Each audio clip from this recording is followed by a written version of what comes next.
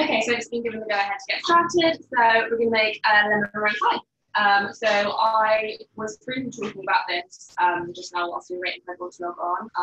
But for those who didn't hear, I've already lined and line baked a tart case here, which is what you're going to want to do for your lemon meringue pies. So if you guys can log on to a previous masterclass I did, it goes through all of the sweet pastry, the lining of the tart, line baking of the tart, all the details of that. It's quite a long process. It's quite a lot to get through today. But I have already done all of that on all of the Victoria Westminster tutorials. So if you want to go and do that one in order to line and bake the tarts, then that would be awesome. But it's essentially just making sweet pastry, letting it set in the fridge, lining your tarts, letting that set for a moment, and then blind baking them with some baking beans. And then as soon as that's done, you want to start making your lemon filling. So I'm going to do that with you today. I'm going to move this one out of the way for a moment. So I'm just going to mix together my egg with caster sugar. So you guys should have your recipe if you know. So just follow these accordingly, get your stuff weighed out. Eggs and caster sugar together, and you just want to mix those two until they're combined.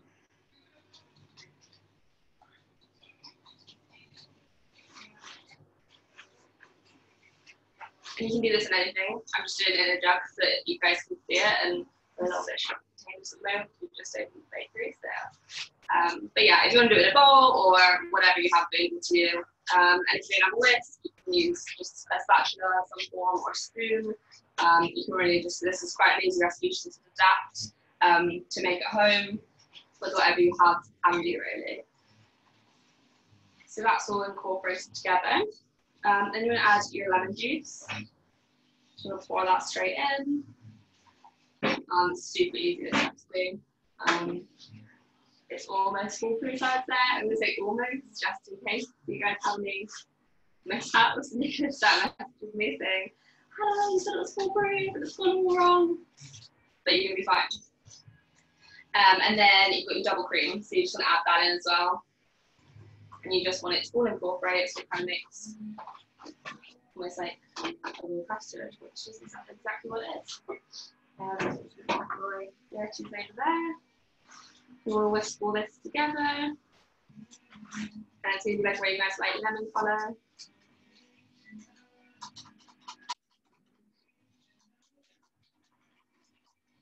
And as soon as this is made, you have two options. So before you start making it, preheat your oven to about 105 degrees. If you've had something baking in there beforehand at a higher temperature, you want to make sure that you open your oven and let it cool down completely, because this tart is quite a delicate mixture, so you don't want to overcook it because it will start to scramble. So preheat your oven 105 degrees. It can be 100, you know, it's fine. If you've got a fan oven, make sure you keep an eye on your tarts in there because it tends to get quite heavy. But yeah, 100 degrees. And then two options. If you're in a rush and you want this to cook super fast, it's quite a slow bake. This is going to take about an hour if you do it from cold. You can warm this up slightly on a bain-marie. So you want to get a pan of water and just really gently on low heat, heat the mixture up so that it's warm. You don't want to get it hot because then it will start to cook. But just warm it up so that you're essentially steaming up what's going to happen in the oven. But it will take a lot longer in the oven. So if you do that, then you keep on. It should take about 30 minutes. So when you have your blind baked tart case, which you can see my hair, it'll take about 2 minutes. But I've trimmed the sides up already. You don't have to do that.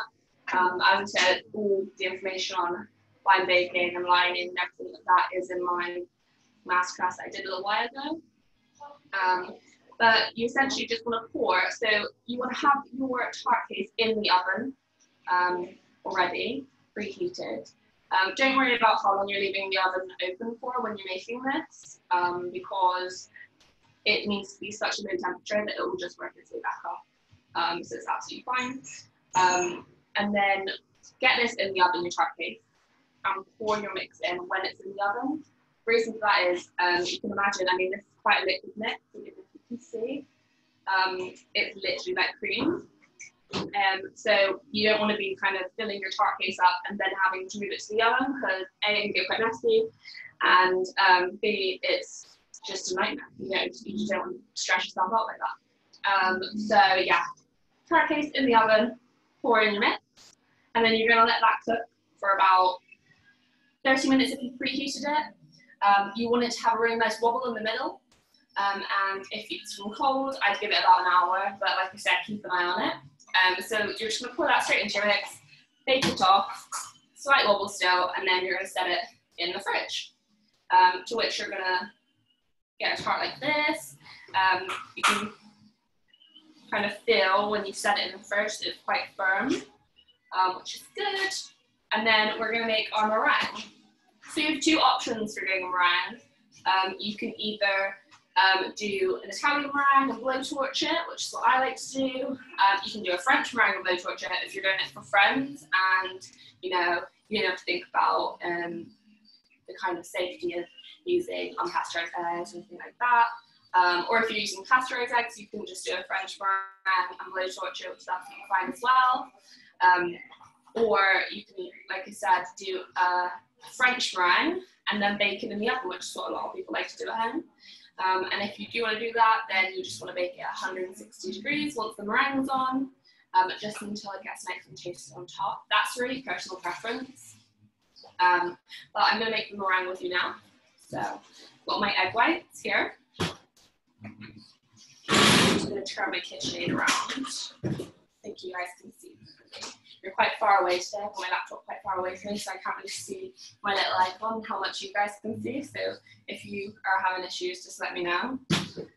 Also, if you have any questions, just try and ask at the end, and I'll get back to you so I can bring you closer and answer whatever you want to know. So meringue, I'm going to do a French meringue today. I'm going to finish it off with a blowtorch. I find it super simple. It's really fast. You don't have to worry about it burning in the oven. You have complete control. A lot of people curse me for this, and they say that it needs to be baked in the oven because it's traditional and all this kind of stuff. I don't think it's necessary. It's really nice. They're both nice. They're good alternatives. But I just do meringue, blowtorch, and then you can control how it burn all the tops and stuff like that. So egg whites in the bowl. Just want to stick your mixer on. I'm going to try not to talk so much when the mixer's on because you tend to not hear me, which I've experienced in the previous pastas that we've done. So I'm going to flip the mixer on. I'm going to try not to talk what's going on, but I'm going to wait for these egg whites to just get a little bit frothy, and you'll see it happening. As soon as that starts to happen, I'm going to gradually add my sugar, which I've got baked right here. And then we're going to whip it until it's really firm peaks. It might take a minute, so just bear with me. But I'm going to start that now, so I'm not going to talk. If you've got any questions, hit me up now and I'll try and get a head start on reading through them. But I'm going to whip this.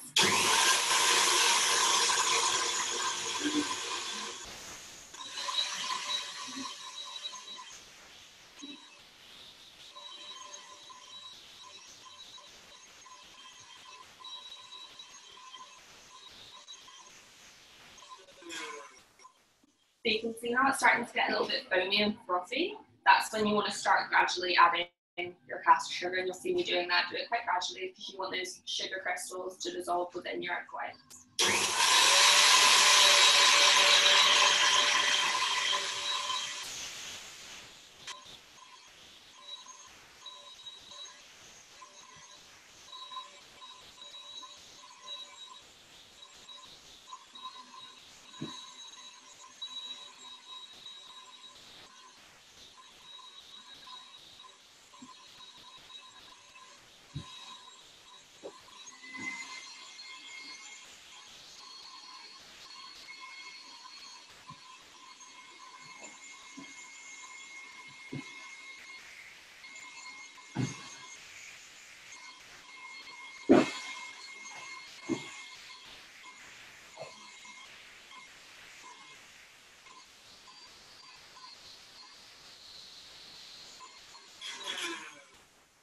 So it's always a good idea when you think it's starting to come up to just scrape on your sides so you can make sure that any sugar crystals that have got caught on the outsides are going to go into that mix. So you can see this is still quite runny, so you want to give it a really good whip until it's quite a firm peak. So I'll keep that going now. As I said, just bear with me, this will take a minute.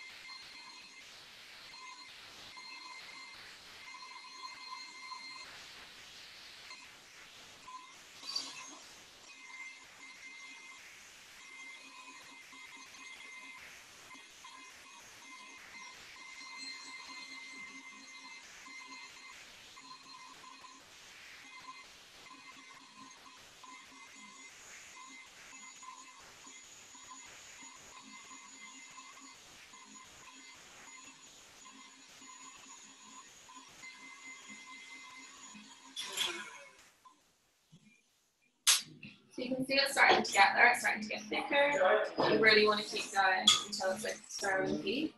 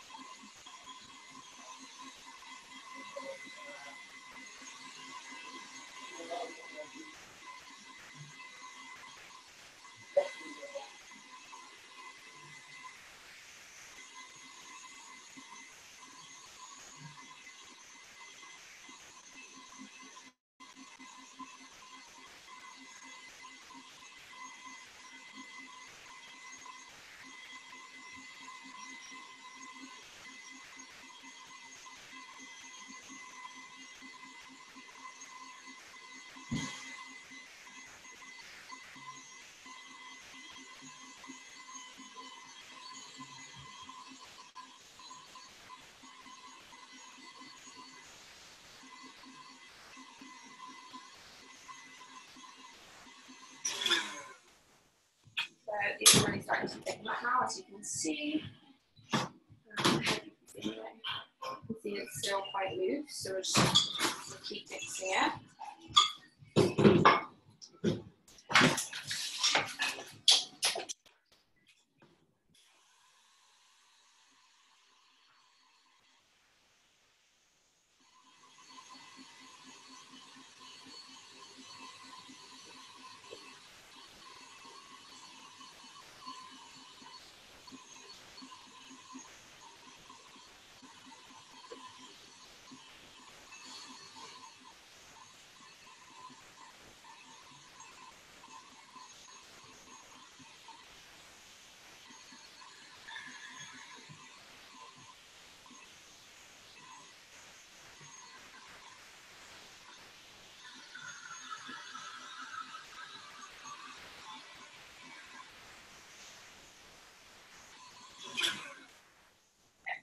Might be about there now.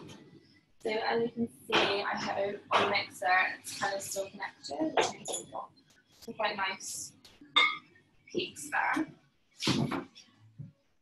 I'm just gonna put rid of my whisk. This is completely personal preference, by the way. You can do it even more firm, or you can do it looser, or whatever you like. Just however, depending on however you like your meringue. And the same with the design, you can do it however you kind of like it or want it to be presented. You can pipe it nicely on the top. I just kind of like to have it really freestyle. Again, like I said, you can go for a long line. It's entirely up to you. Just covering it up wherever you want. And the quantities as well is entirely up to you. So I know a lot of people would want quite a substantial amount of flour there, but it's just depends entirely on what you want. I tend with this, it's better to just not make it pretty too much, like not fuss about it. Kind of look as messy as possible. And then I just blowtorch it. It's super easy, super achievable at home. A little bit of a showstopper if you're having a dinner party. And again, depending on how much you like it toasted, you can do it really dark, you can do it light, it just is entirely dependent on what you would like. And if you're putting it in the oven, same, 160 degrees, keep an eye on it, just want to get those tops nice and toasty. You can even, if you have like an oven grill, just do it on the oven grill so you just get the top nice and toasty. And there you go. I'm going to see if I can grab a knife so I can cut a piece just to show you guys.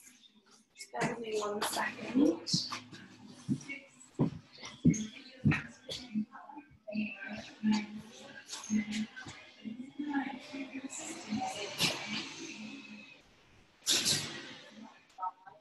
My camera. No. Thank you. Just putting on the honey for a knife, and I think it's actually in my worktop. Good. So when you're cutting them, if you want a really clean cut, you just want to heat your knife slightly. You can do this in warm water, or you can use your knife and your blowtorch.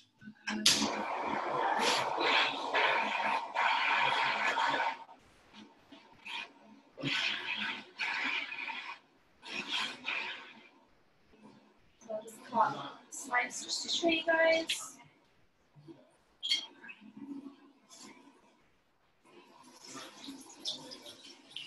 And you want to just clean your knife every time, just give it like a bit of a cleaner finish and heat it up again every time.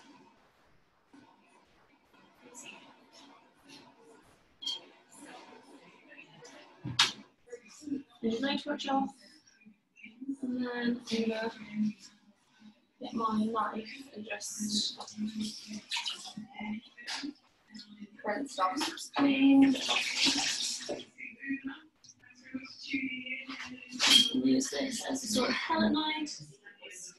And there you go. This has come out of the oven quite recently, so the custard is still quite soft set. But you can see it in nice layers, you can do meringue if you like. But if you leave this tart in the fridge a little bit longer than your custard, your lemon meringue is maybe a little bit more set than ordinary. Or set than this one rather than ordinary. Yeah. I've just got a question, which I'm just going to come around and answer. How do you make the pastry? So to make the pastry, basically, my ceiling is not quite finished there. To make the pastry, basically, I've done a separate tutorial. So if you go on to the Westminster YouTube page, they've actually saved them and posted them all on there. And I run through how to make the pastry, blind the tart pieces, the blind baking, all of those bits. So if you refer back to that one, because it's quite a long process, so I didn't want to put it all in one thing because it's quite overwhelming. But you can also see the salted caramel tart being made there, so go check that out. And that's me pretty much done.